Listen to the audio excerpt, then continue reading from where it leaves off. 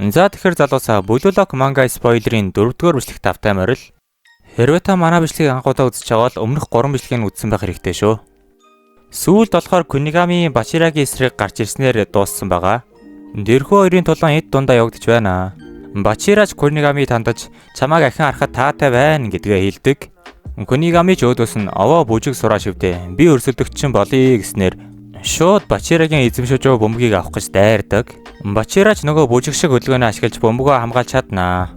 Гэхдээ яагаад ч юм бэ Kunigami Bachiraгийн хөдөлгөөнийг дагаж хөдлөөд байдаг. Гэхдээ энэхүү хөдөлгөөн нь өрх байжээ. Bachira баруун өлнөөсөө зүүн өл рүүгээ бөмбөгөө шилжүүлж Kunigami-гийн зүүн талаар амархан гараа явцдаг. Тэгээд ч болоогүй түүнийг тойрон гарахтаа чи миний бүжгийн хамтрагч байхад тохирохгүй гэж хэлждэг. Kunigami-гаас холдоод ганц алах уу хоёр герман залуу өөдөөс нь гараад ирнэ. Өөр дөр нь хоёр хамгаалагч ирсэнд бол амархан хой төлөөрөө дамжуулт явуулцдаг. Тэрхүү явуулсан дамжуултыг нэг Спейн залуу авах би өөрийгөө зөвгий мөгий гэд яриад эхэлдэг байхгүй юу? Энэ Спейний хөл бөмбөг гэдэг нь баахан амтны үрэлэн байдаг юм уу хаашаа? Спейн залуу бөмбөгөө шууд нөгөө нинжагаа яриаддаг нөхөрлөө явуулнаа. Нөгөө нинжач өөр дөрөө бөмбөгийг удаасангүй нэг жицүү моцоо өгүүлж байгаа л дахиад дамжуулалт явуулна. Тэрхүү дамжуулалт агаар дээр явж хахад нь Bachira гарч ирэнгүүтээ унаж татаа цогхон тэр дээ. Тэгэд болоогүй энийгээ зөвгийн цохилт моглохыг нэрлэлсэн байгаа мó. Тийм ээ залуусаа Bachiraгийн чөлөөтэй зогсон цохилт гол болжээ. Спейний сонирхолтой довтлогоо дамжуулалт тэгээд энэ цогсон байдал эдэр бүгднгийнх нь амийг ангаалгаж чаджээ. Барсагийн залуусч Bachirад бас баяр хүргэнэ. Vamos Bachira гэл нилээ юм болно. Энийг нь харсан Blue Lock-ийн эдчбэр гайгаж гарантаа Bachira энэ Спейн багийн зүрх нь болцсон байна. Гол тоглогч нь болцсон байна гэд. Isagi ч гэсэн өөрийнх нь бодолтой Bachira тийм хүүхэд шиг байсаар нь одоо болохоор тийм амар том хүн шиг харагдаж байна гэсэн бодолтой байдаг.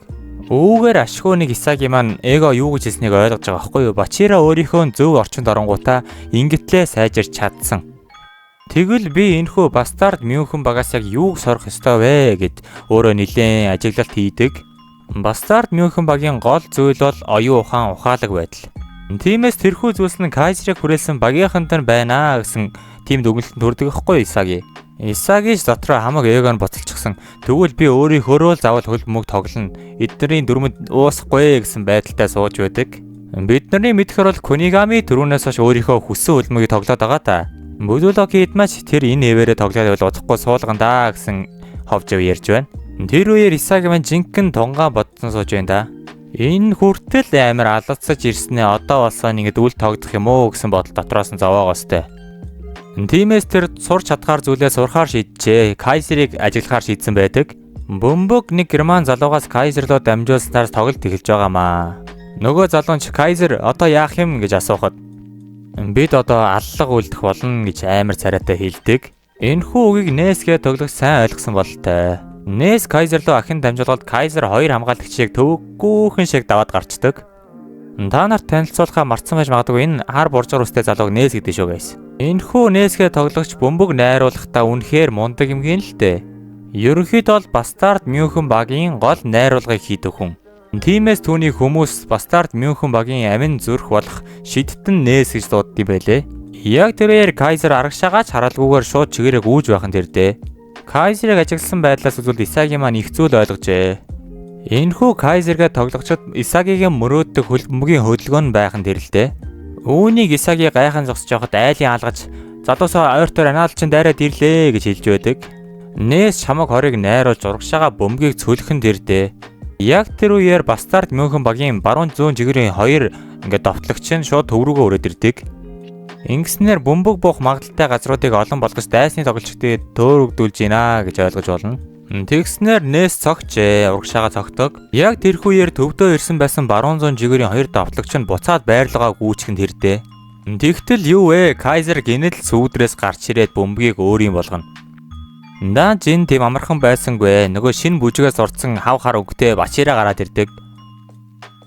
Ингэснээр ерөнхийдөө бол Kaiser-ийн эсрэг Bachira-гийн томоохон тулаан эхэлж байгаа гэсэн үг. Уяагын тулаан гарна гэж бодсон л да. Даан ч ерөөсөө тулаан болдгоо. Kaiser зүгээр ганцхан гараараа л Bachira-г зогсоочдөг. Энэхүү яар Kaiser-т их том зай гарчээ. Цохох боломж. Isagi Kaiser-ыг одоо цохох нь дээ гэж бодсон чи ерөөсөө цохоогүй заяа. Бөмбөгөө дээшээ өлөгчдөг. Яагаад цохоогүй вэ гэсэн чи ахиж нэг хамгаалагч урдуур нь орохыг мэдээд Тэрхүү хамгаалагч ирэх болон бөмбөг унах цагийг бүр яг төгс тохируулсан байдаг заяа. Исаги маань түүний гайхалтай цаг тохируулсан байдлыг гайхаж байна. Энэ бүх үйл явдал нь бүр амар хурд өнгөрч байгаа шүү дээ. Одоо Исаги маань дөнгөж л арай харж амжаад юу болоод байгааг ойлгож байгаа байхгүй юу? Гэтэл хинч мэдээг байхад Кайзер хаалгаар нь өшгөлчихсөн байдаг. Айлын хаалгад ч гэсэн юу болоод байгааг мэдэхгүй хоошоо хартал аль хэдийн цагаан зураасыг даваад торыг очоо мөрөгдсөн байхан тэрэ.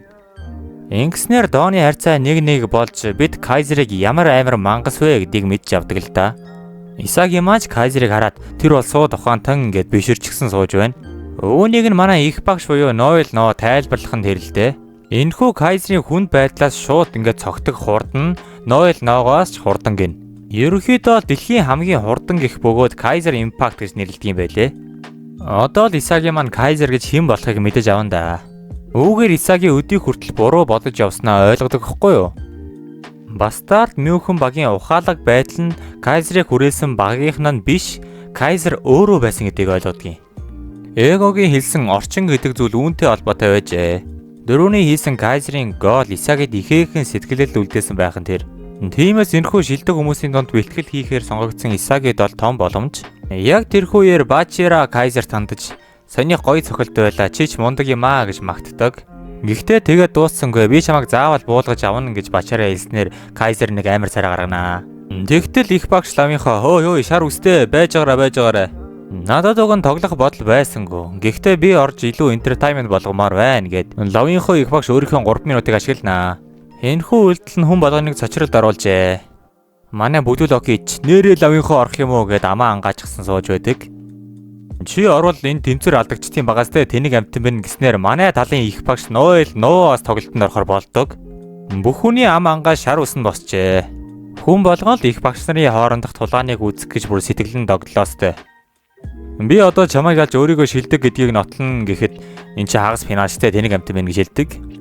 Чи угаасаа надад өмнө жил ялагдаа үстэй.